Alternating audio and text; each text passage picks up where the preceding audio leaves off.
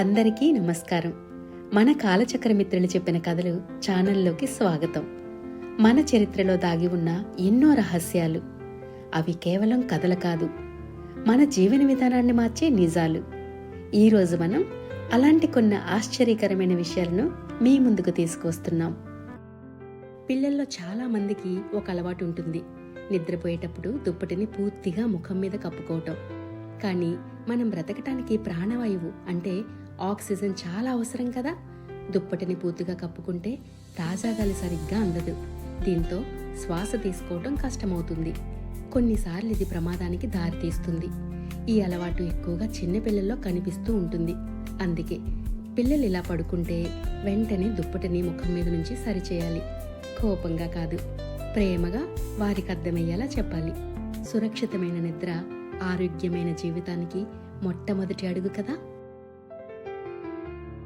మన సంప్రదాయాల్లో చాలా విషయాలు మనకు సాధారణంగా అనిపిస్తాయి, కానీ వాటి వెనుక గొప్ప అర్థం ఉంటుంది. మన ఆలయాలు, మన పూజా విధానాలు ఇవి కేవలం ఆచారాలు కాదు, ఒక శాస్త్రం. ఉదాహరణకి దేవాలయ నిర్మాణం కూడా మన శరీర శక్తి కేంద్రాలకు సంబంధించినది. ఇలాంటి ఎన్నో విషయాలు మనకు తెలియకుండానే మనం అనుసరిస్తున్నాం. ఇది మనం ఒక చిన్న దృశ్యంలో చూస్తే మీకు ఇంకా స్పష్టంగా అర్థమవుతుంది. దేవుడికి కొబ్బరికాయ ఎందుకు కొడతారు? మనం ఆలయాలకి వెళ్ళినప్పుడు కొబ్బరికాయ కొడతాం, కానీ ఎందుకు కొడతామో ఎప్పుడైనా ఆలోచించారా? ఈ కొబ్బరికాయకి గట్టిగా ఉండే పైపొర ఉంటుంది. ఇది మన అహంకారాన్ని, గర్వాన్ని సూచిస్తుంది. దాన్ని పగలగొట్టడం అంటే మన అహంకారాన్ని దేవుని ముందు వదిలేయడం అని అర్థం. కొబ్బరికాయ లోపల తెల్లగా శుభ్రం ఉంటుంది. అది మన మనసుని శుద్ధిని చేస్తుంది. చూసారా, మనం చిన్నగా భావించే విషయాల్లో కూడా ఎంత లోతైన అర్థం దాగుందో. మన ముందున్న చాలా విషయాలను మనం గమనించము. మన పూర్వీకులు ఇచ్చిన జ్ఞానం మనం పట్టించుకోకుండా వదిలేస్తున్నాం.